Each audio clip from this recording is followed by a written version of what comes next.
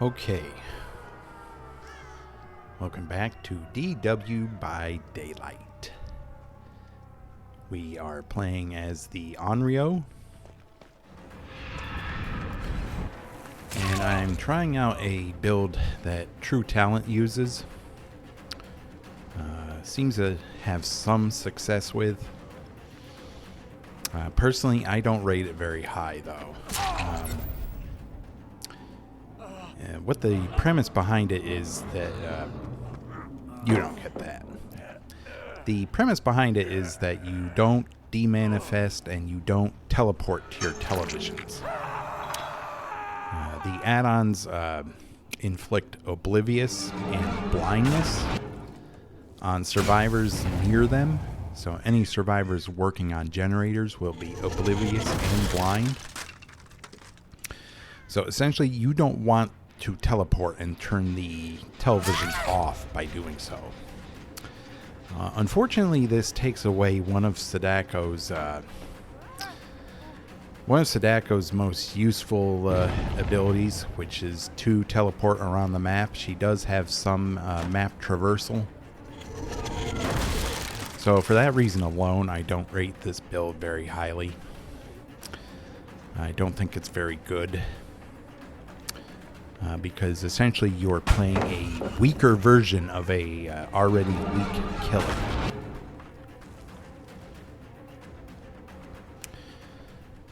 Without the ability to traverse the map quickly, she is a lot weaker. And I don't find the oblivious status effect to be all that useful against observant survivors. You can sneak up on them in certain areas. If there are blind spots, then yes, it is useful, but for the most part, it's not. The survivors I go against, and the ones that True Talent goes against as well, tend to be fairly observant. They don't tend to be slouches when it comes to being aware of things.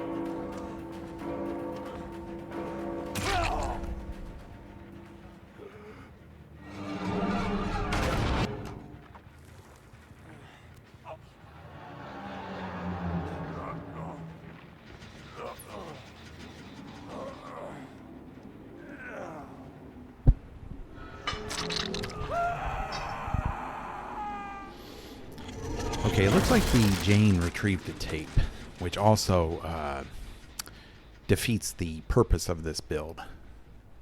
Because as soon as she did that, she turned her television off. So now there's a TV near a generator that's not on, and that doesn't help us at all.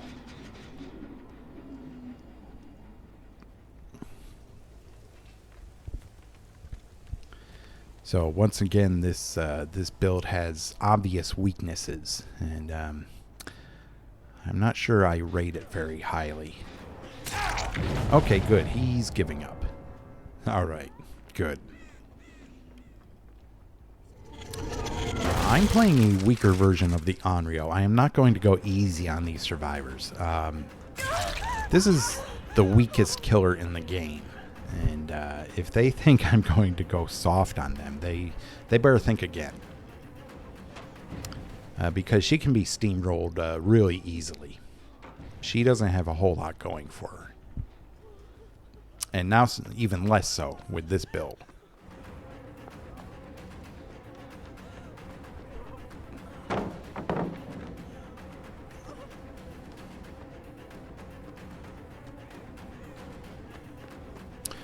Without her ability to teleport and without demanifesting, this is essentially like playing a trapper with none of his traps. So he basically can only go around the map at normal speed. He can only basic attack survivors. He and Sadako in this playstyle, they have nothing going for them. So this is an extremely weak killer with an even weaker strategy. As I said, I don't rate the Oblivious status effect very highly. It's not very strong.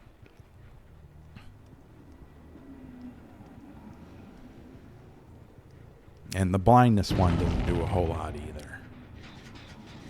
I suppose if they're running perks like Fogwise or Wiretap, then the Oblivious or the blindness add-on will actually put in some work, but that's a big if.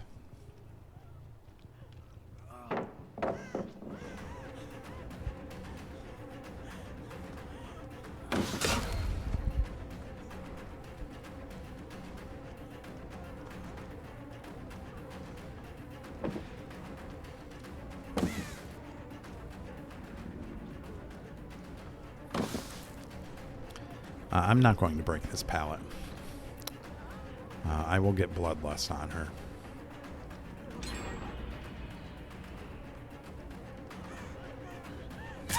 There we go.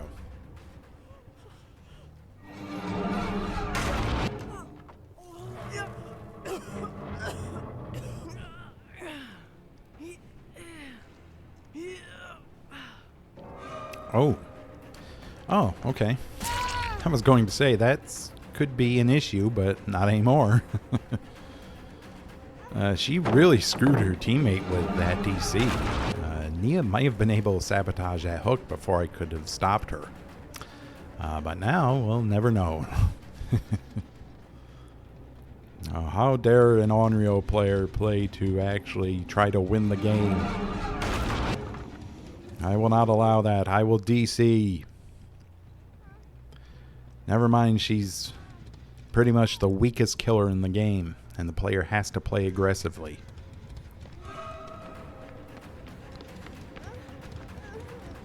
Let's see, we're at 1 gen. What do you want me to do? I am not just going to curl up in a corner and die for these survivors. That's stupid.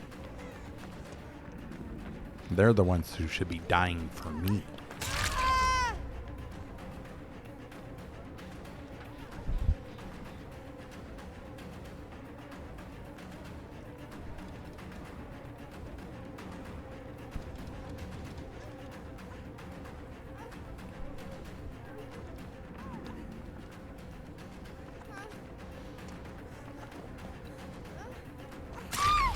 Honestly, if I were playing her normally by teleporting to TVs and all that, I'd probably have a good chance of getting some condemned stacks on these survivors. With this build, we will never know.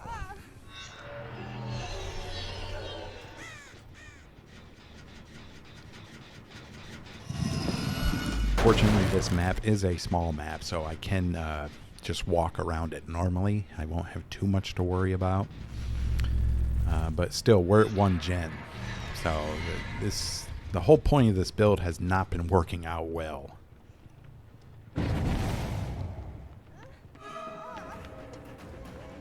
Yeah, I guess I'll go for you, even though you have base BT.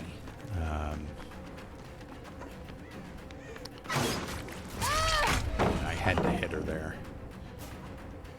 That was either the base borrowed time or her dead hard. There we go. Yeah, I'm sorry. I don't care what anyone says. If you look at the caliber survivors, this is a fairly efficient team.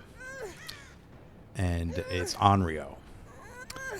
And if anyone says, oh, my killer matches are so easy, I don't know why people complain so much.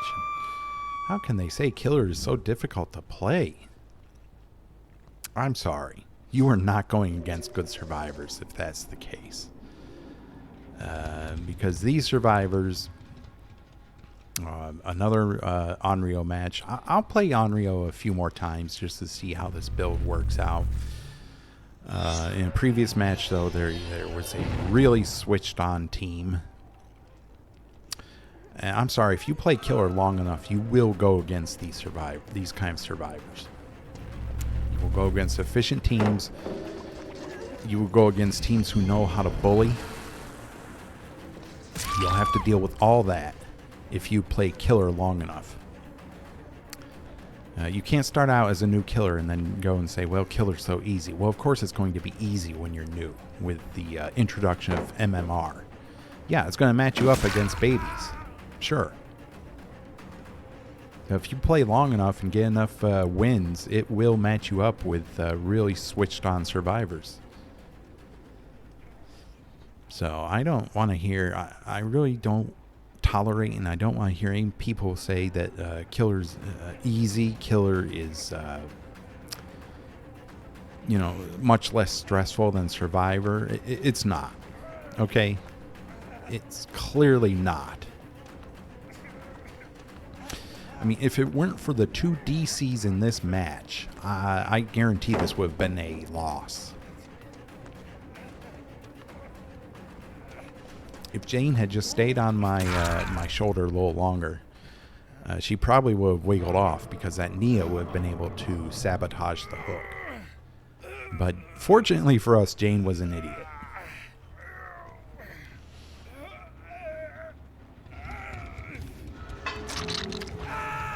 Oh, that view again. That view, that guy's...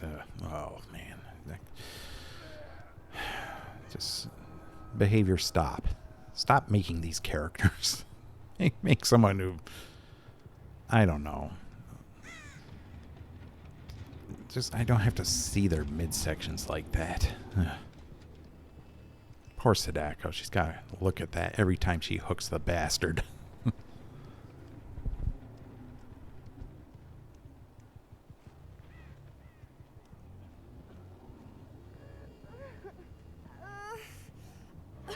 Okay.